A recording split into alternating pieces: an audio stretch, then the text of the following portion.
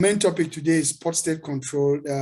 Port, I just tried to introduce ports and challenges in ports, that you might face. That is from the commercial aspect of it. So now we are going to look at the operational aspect of ports.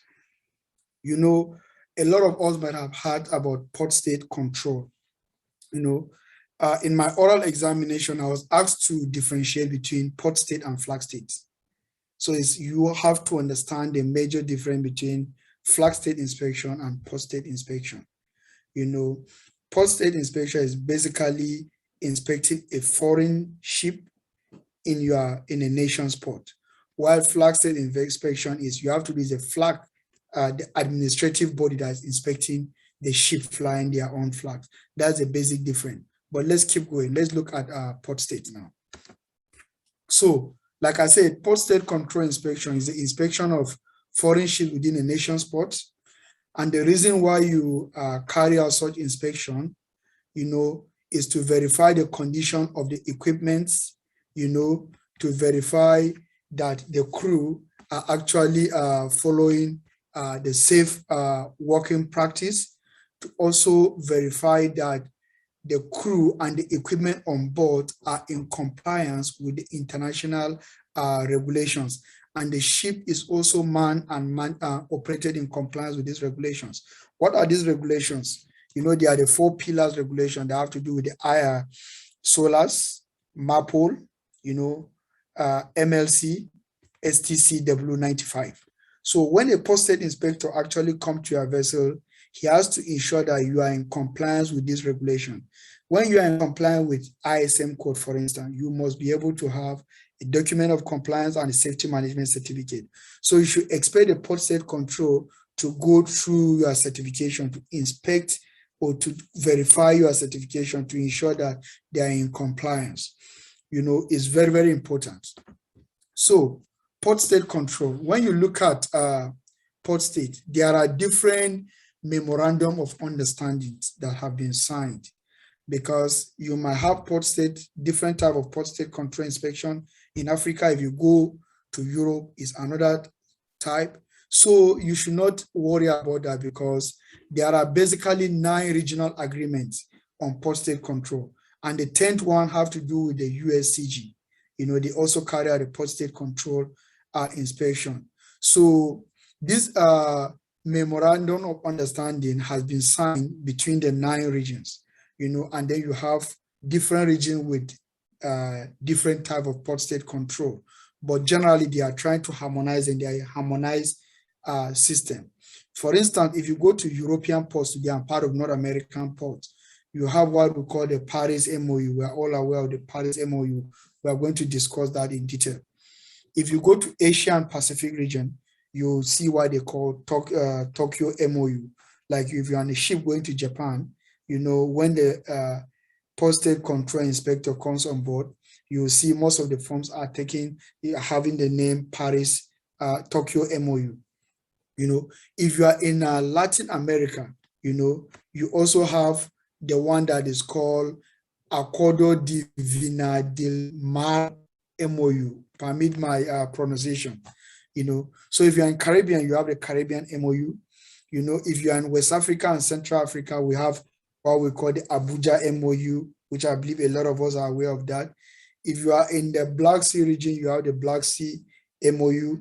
If you are in the Mediterranean region, you are trading within Egypt, Morocco, and the Mediterranean ports, Algeria, you have what we call the Mediterranean MOU. If you are in Indian Ocean region, you have the Indian Ocean MOU. You have the Riyadh MOU that cover the Saudi Arabia area, and the USCG. So it's very important for you to understand that. So in oral examination, most of the questions that are asked, if I look at the MCA syllabus, is streamlined towards Paris MOU. So we're going to talk about Paris MOU in a bit detail. Paris MOU basically is an administrative agreement, between the 27 maritime authorities in Europe and North America. They come together, to sign an agreement on a harmonized system of surveying ships to ensure that, to eliminate the operation of substandard ships. Very important. So this memorandum was developed in March 1978, but something happened in that same year. There was a particular vessel called VLCC Amoko Cabis, it grounded, and caused a very, very serious oil spill, which leads to a public outcry in Europe for more stringent regulation for shipping, because this particular incident, it caused a lot of havoc. It caused a lot of issues and challenges in European waters. So what happened then? The whole European countries come together, the European Maritime Authorities, they now say, okay, we need to have a very stringent regulation to ensure that vessels that are coming to our ports or our coast comply with this regulation. So in 1982, the memorandum that was developed in 1978 came into force. And the memorandum then was signed by 14 member states, because it was initially 14 member states then. And the objective of that memorandum was, to ensure safety of life at sea, prevention of pollution from ships, and to ensure a living and standard living and working conditions on ships. So between that 1982 and now, the maritime authorities have actually grown from 14 to 27, which is a very good achievement. So what is the mission of Paris MOU? The mission of Paris MOU is to eliminate the operation of substandard ships, through a harmonized system of port state control. So now, if you have a ship flying Nigerian flag and you possibly visit Rotterdam, so you should expect port state control inspectors to come to your vessel. And when they come to your vessel, they are going to carry out inspection of your vessel to ensure that your vessel comply with, international conventions, to ensure that your vessel is not substandard, is not operating below the average standard that has been set, by the international convention. And if your vessel is found wanting, the port state control inspectors will do is either to detain your ship until all those deficiencies that have been identified are being rectified, or to ban your ship from sailing. So you might have to either have what we call a detention notice or a ban notice, So it's very, very important for you to know that. And under the Paris MOU, you will not have a temporary dispensation. You have been detained, So it's very important. So we have been talking about Paris MOU, port state control inspection. So who are those people that carry out port state control inspection? Generally a port state control officer carry out the port state control inspection. That is basic, So who is that port state control inspector, or what we call a port state control officer? They are actually trained people that are properly trained and qualified, and they are also authorized to carry out the port state control inspection in accordance with the Paris MOU requirements. So there's a specific requirement that a port state control inspector must have. So there's a detailed appendix, in Paris MOU that states that particular sort of requirements that a port state control inspector is supposed to have to be able to carry out inspection successfully. It's very important for you to know that. So, and these particular inspectors, they have ID card. When they come to your vessel, they'll identify themselves, and very important. So in the case of oral examination, if they ask you who is authorized to carry out port state control inspection, is a port state control officer, and the standards are being stated, depends on the MOU. The Abuja MOU, you have a standard set up for the port state control inspectors. In Tokyo MOU, you have their standard. In Paris MOU, you also have the standard. So it's very important for you to know that. So when you look at the port state control inspection, so I'm going by the MCS syllabus now. So post-sale control inspection, for instance, in the UK port of Anchorage, they do not apply to certain ships. For instance, if you are a British ship flying a British flag, your post-sale control inspection does not apply to you, because post-sale control inspection is the inspection of foreign ships within a nation's port. So you are not a foreign ship, you are a local ship, so you are not applicable. That law is not applicable to you. Fishing vessels, are not required to go through post-sale control inspection. Warships are not required. So these fishing vessels, warships, naval ancillaries, wooden ships that are built for primitive use, government ships like government survey ships for non-commercial purpose, pleasure yacht. These are all non-solar ships, because if you remember we discussed about the solars, what ships the solars regulation apply to in our previous lectures. And we talk about solars does not apply to fishing vessels, warships, wooden crafts. So these particular ships are not covered, under solars. And then, post-sale control inspection, they do not carry out inspection on these types of ships. It's very important for you to know. So if an oral examiner asks you that, okay, can you name the ships that are not covered by post-sale control inspection? So you can be able to name them straight ahead. So we are quickly going to look about the types of post-sale inspection. We have looked at what is a post-sale inspection, what are the different memorandums of understanding that have been signed to harmonize it. So now we have to look at the types of inspection, because the inspector might board your vessel. You need to know the type of inspection he's going to carry. So the first type of inspection is called an initial inspection. An initial inspection is a type of inspection where the post-sale control inspector will board your vessel, and when he boards your vessel, he comes to check the certificate of the vessel, checks the documentation, check the overall condition of hygiene, of the vessel, and also verify the previous deficiencies, whether they have been rectified or not, whether you have any outstanding deficiency, in your previous inspection. It's just a basic inspection. What are these documents that are being inspected? They include the ship's certification, the trading certificates of ships, the crew certification, certificate of competency, medical certificates, certificate ranging to GMDSS, safety management certificate, safety construction, safety equipment, document of compliance, everything that have to do with, those particular pillars, maritime pillars convention, is very important. So the second type of inspection is called a more detailed inspection.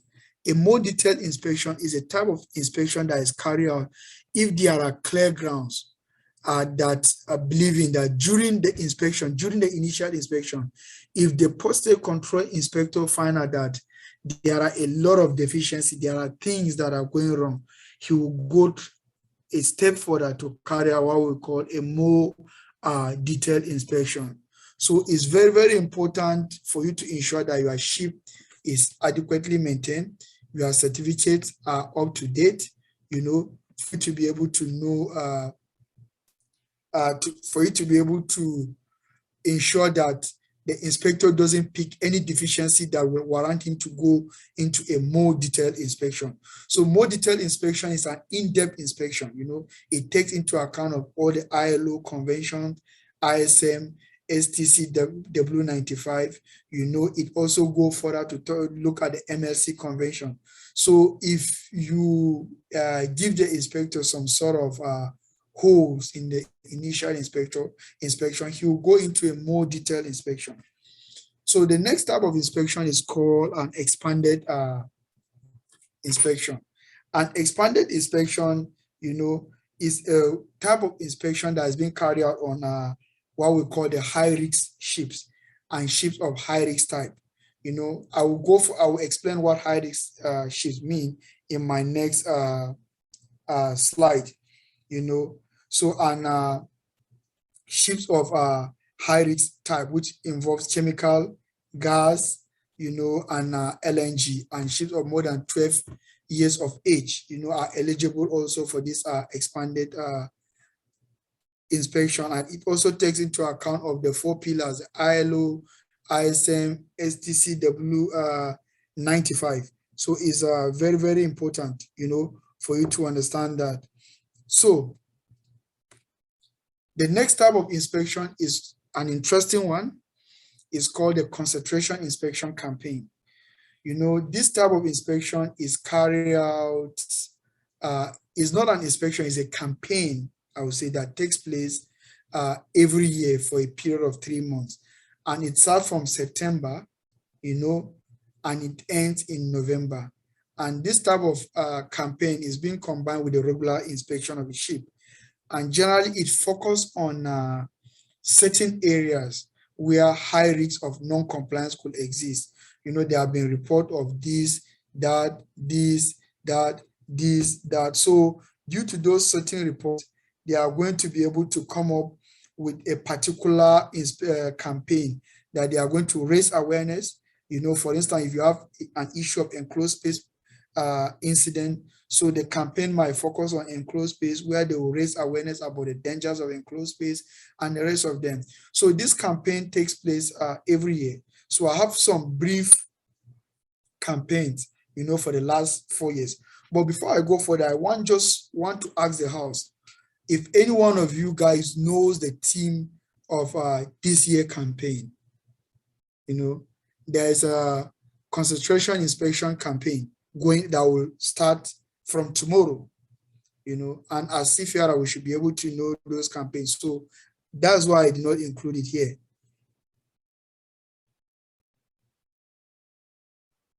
So is there anybody that have answer for me?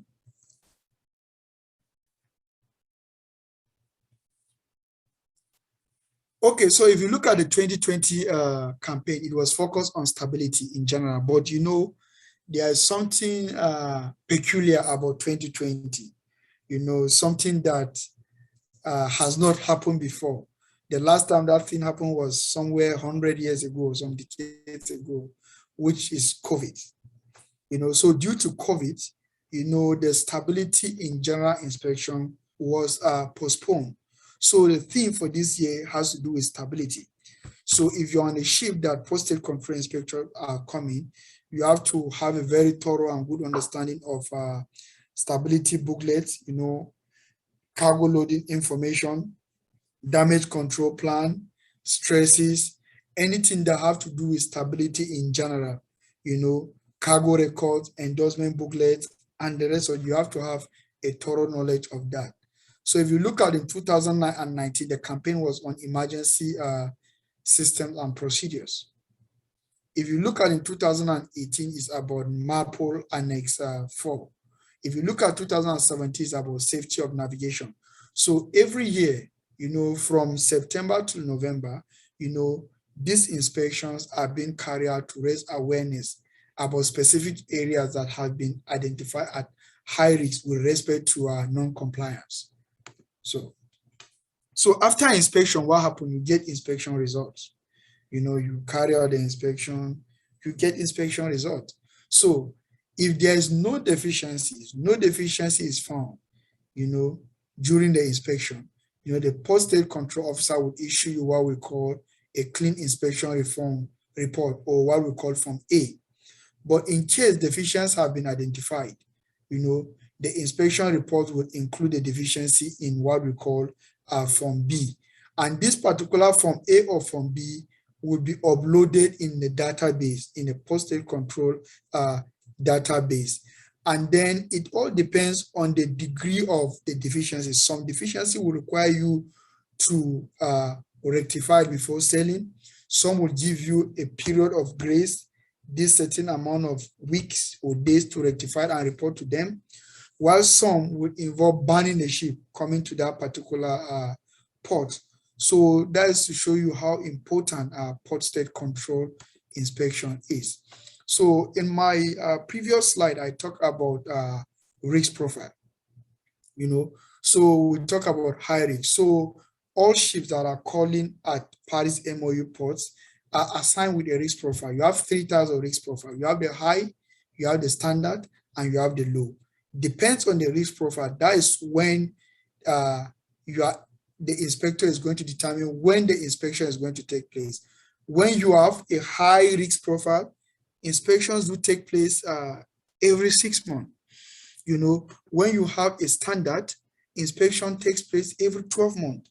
And when you have a low, it takes place every 36 months. So it's very, very important for you to know the profile of your ship. If you go to Paris MOU database or Tokyo MOU database, there's a risk profile calculator. You have to use that risk profile calculator to be able to calculate the risk profile of your vessel. It has to do with the type of cargo you're carrying, when the vessel was built, the age of the vessels, how many deficiencies were recorded in the past, and things like that. So it's very, very important for you to know that. So with this, I think we have come to the end of this brief lectures on port state control inspection, because port state control inspection is a question that is frequently asked, by MCA examiners, NIMASA examiners. I believe they do ask. During my time, I was asked questions about port state control. They asked me specifically the type of inspection. What is clear ground? You have to understand what is clear ground. So for instance, now if initial inspection have taken place and the inspector find out that, oh, this certificate is expired, crew medical is expired, the galley is not well kept, paints are lying all over the place, tripping hazard, the watertight doors, the rubber seal is missing. So those are the clear grounds. So he has to go into what we call a more detailed inspection. So it's very, very important for you to know different types of inspection regime. And also is before you know that, you have to understand ports, how ports operate, what type of stakeholders what stakeholder will you find in ports, what type of cargo that is handled in different type of ports, what type of port management model. If you are going to maybe tame a port, you should be able to understand, oh, is it a landlord system? Is it a tool, a service port system? So that if you are alongside in some port and say, oh, strike is going place, you should be able to know the type of port that you are going. You should be able to prepare. You should be able to know the documentation procedure. You should be able to know the challenges of those ports. And there are certain indicators that I will recommend that you go through. One of those indicators is like ease of trading through borders. It's an indicator to show all these border clearing logistics, ease of trading across borders, ease of doing business. You have logistic performance indicator. You have perception of port quality services, they have to deal with the quality of port infrastructure. You also have another indicator, that global competitive index, which have to do with infrastructure like the roads, network. So those indicators, if you have a country that is consistently scoring low, you should be able to have a routine that the efficiency in that port will be poor. You should also be able to look at Transparency International indicator to look at how the country is being ranked when it comes to corruption. That will tell you, if you go to that port, the kind of kickbacks that people will require and the kind of officials you will meet that will cause a lot of inefficiency in the system, because bribery is not allowed anywhere. So I don't know if any of you have a question to ask. The floor is open now. And thank you very much for this opportunity, though I came late and I have to rush through the presentation. Thank you very much once again. Thank you very much, sir. Yeah, we'll start with JJ. JJ, your question.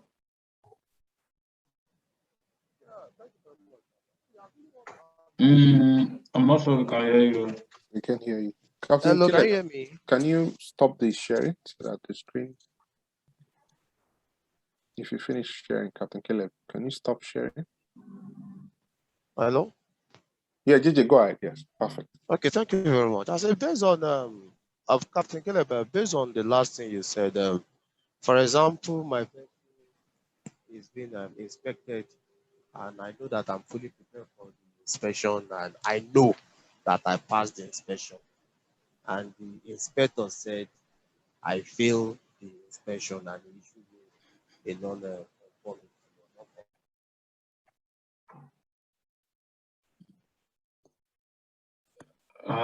JJ, are you still there? JJ has disappeared. Yeah, if I want to start with JJ question, I think he's saying something like of the inspection I passed. What can I take of the vessel as a master of the vessel? Thank you. Yeah, Okay. JJ, I think we lost you for some second there. You can just quickly recap your question shortly, just in short form. We can't hear you. You're on mute. Oh, sorry. Let me. Sorry, I'm losing time.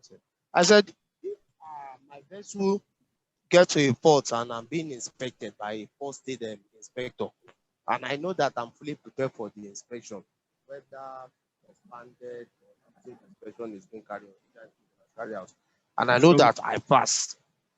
I know that I pass, and the inspector say I fail. What can I do? Okay. I think Captain Tyler. And I don't want to bribe. Yeah, I understand what you're saying. But I think Captain Tyler and Captain Caleb here will answer that question. But I want to start by saying that inspection on ship does not have pass or fail. There is nothing like, I fail an inspection. This is not inspection on ship is not it's not an exam. That's the word. So if I come on your ship now as a port state control, yeah, in your mind you pass. I did not fail you, but one thing about inspection, and it's not just only limited to port state control inspection, it's also limited to flag state inspection and other classification inspection, is there is an observation that has been made. There is a non-conformity that has been made. There is a deficiency that has been made. And a deficiency will not just come out without an evidence. So Captain Caleb here will testify, and Captain Tayo here, and even me myself, we go about ships and we do inspection. But we are not going to come and say, oh, this is not right. No, show us how it's not right. Like if I go on a ship now and they tell me, oh, everything is well, cocoa and all fine, I still go about and find something and I try to let them know the implication of why this is not so. I don't know if you understand. So that's what the port state control is really trying to clarify, just like Captain Caleb he was trying to say. So I'll allow Captain Tyler and Captain Caleb to chip in on that.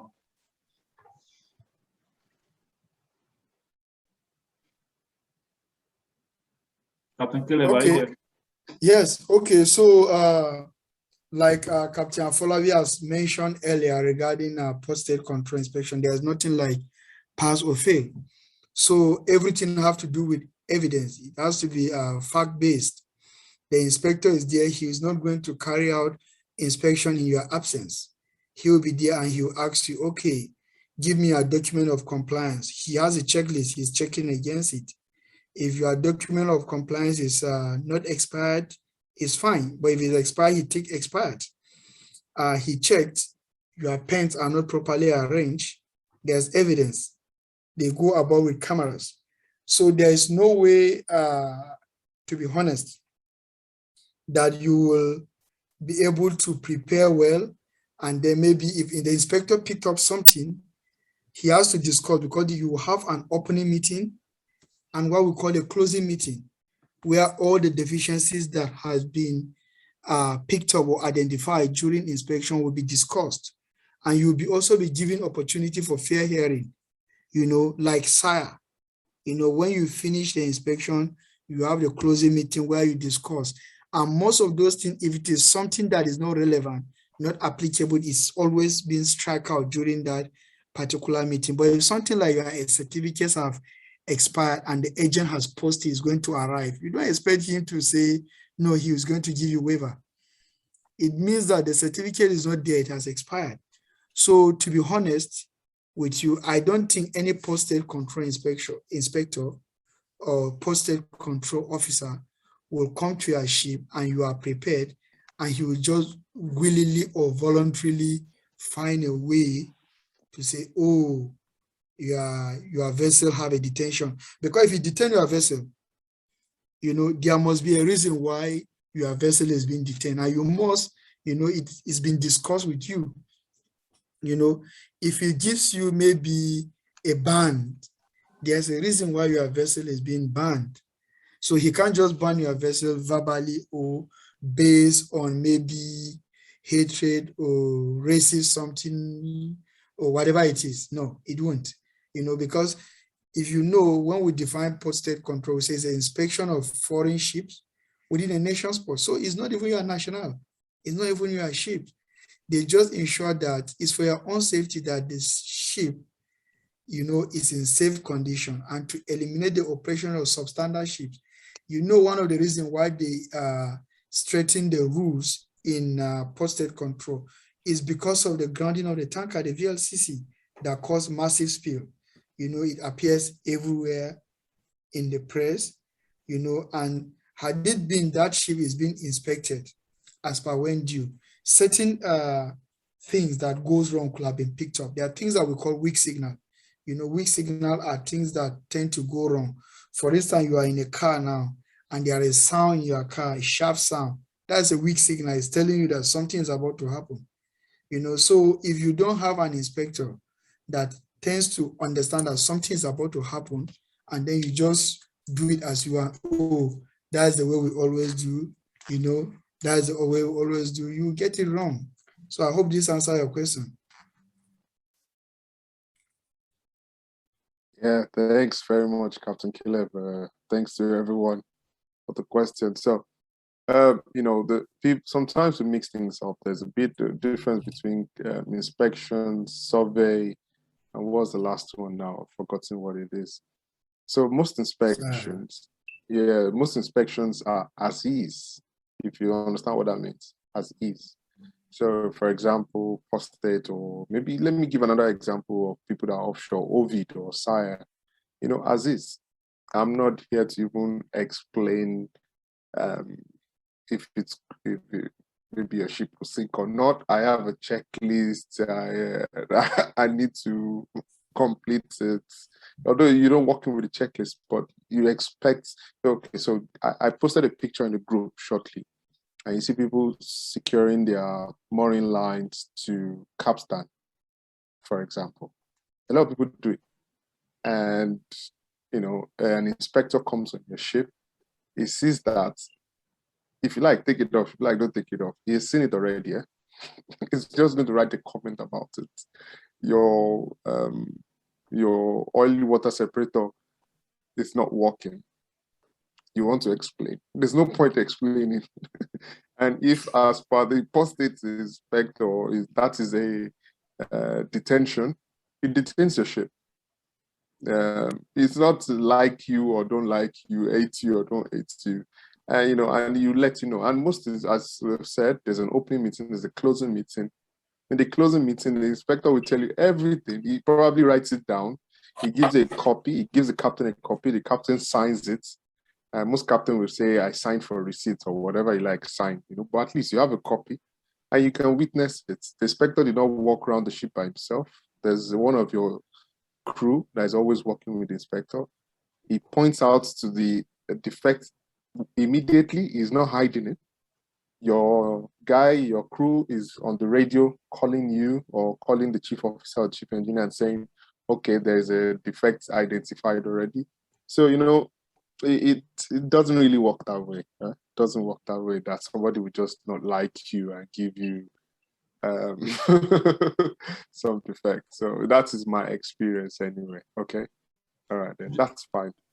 I'm just going to chip this example in also, just to let you know that JJ, there might be some posted control that overlook some deficiencies, or not even a posted country, but even the inspectors might be able to overlook. But when you get to another inspector, you might not be able to overlook. Many years ago, I can't remember the year, maybe 2010 or 2009. There was a vessel that left Lagos Anchorage. I know the vessel very well, I know the crew very well. And of course, they'll be doing so much in and out of ports, and so they must be going through some ports they control. But they got down to Takura de Tema, and guess what? They got detained immediately after the inspection. Why was it? What was going on? What Takoradi did was really very nice. Of course, we were angry that why would they detain the ship, but when we saw what they did, we gave them a thumbs up. So the crew were not suffered, they were not properly fed. The vessels were rusting and so many other things. So you heard Captain Caleb talking about MLC. They go through MLC, they go through IS, and they go through different other major, instruments of maritime law. So it's not for you, it's really for the vessel. But guess what they did? They really detained the vessel, then brought in 3 food chandlers and poured in food on the vessel. These guys were using what we Nigerians know as pure water to drink, but they brought them bottled water, juice, and all those things. And then the vessel was all rusted and everything. And they brought in painters. They painted the vessel. It looked so brand new. And then they gave the whole quote to the ship owner and said, see, if you want your vessel, this is what we have spent on your vessel. And if you use 6 months, we are selling. So this was stuff, even when the seafarers were like, oh, they've arrested us. But when they started seeing the enjoyment that even the Ghana Maritime Authority were, giving them, and they were enjoying, I know, keep forcing that ship owner to bring that food and all those stuff. So when posted control comes, it looks at the MLC, it looks at your condition of living, it looks at your your SEA, and it looks at all these things as well. There are so many of these things that you be at, and that's one thing about we seafarers that are now coming down to shore, and we see all these things. Sometimes even when we are on the ship, we try to cover up all these things, but no, this is something that, if it's not standard, you cannot say anything. Let the postage control come and then put in rectification. So it's not something of a pass and fail, but we should not really hide anything. It didn't see it doesn't mean that that it's not there. And that's one of the first things that MCA will tell you when they come on your vessel. I didn't see it doesn't mean it's not there at all. That's correct. So please, they're not our enemies or seafarers. Inspectors are not your enemies. They are there to help you. And they're experienced. So if you want to hide something, they just laugh. They just look at you and laugh. See this one. They already see it, They know what you can hide. So, okay, not to take too much of our time, there's a special announcement.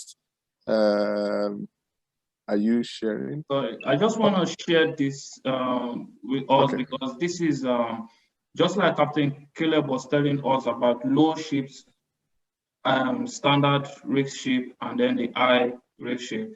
This is a question that has come in all house as well. How do you determine if a ship is low risk, if a ship is standard risk, or if a ship is the high risk vessels? And there are 6 major factors that you use, and that's one this is the Paris MOU website. You can all Google it as well. So the first one here, I learned this one 2015 because it almost failed me in oral and it has stuck in my brain.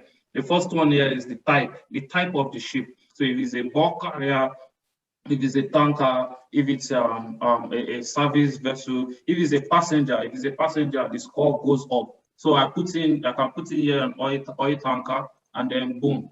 Now, the age of the vessel, just like Captain Caleb was telling us, so is it more than 12 years?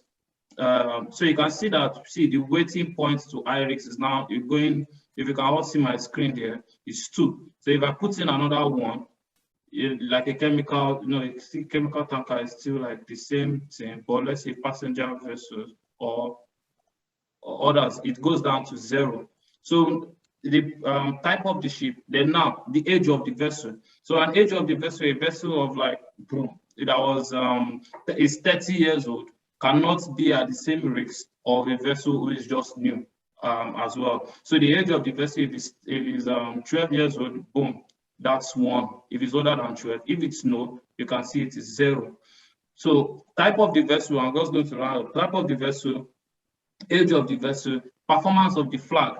So yeah, our own country flag, comparing it down with MCA flag, comparing it down with Bulgarian flag, comparing it down with Panama flag, then we can see. So let's try let's try, yeah, our country.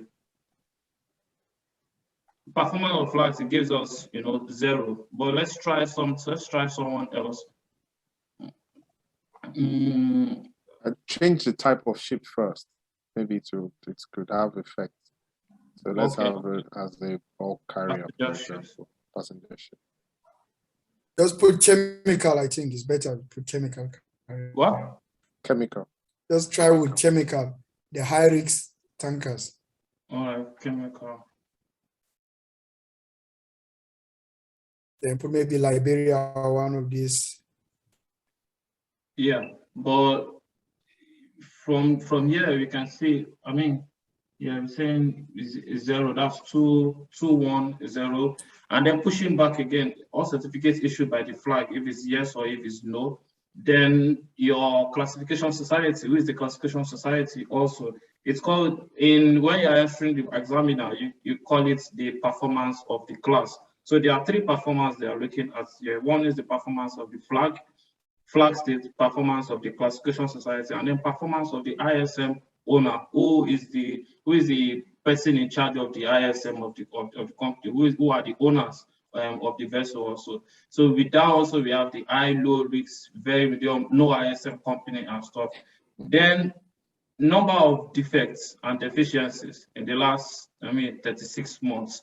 These are stuff that we use in determining if your vessel is low risk, if high risk, or is a standard risk. So this is kind of a question that try to really come out. But there are 3 performance, like I said: performance of flag, performance of class, and performance of the owner.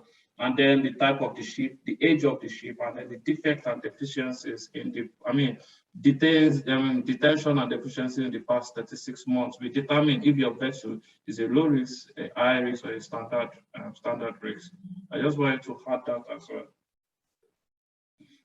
All right, thanks, boss. Thank you. So I want to quickly, appreciate everyone. It's very important I do this. Today, tomorrow is our 1st anniversary of this class. Believe it or not, yeah.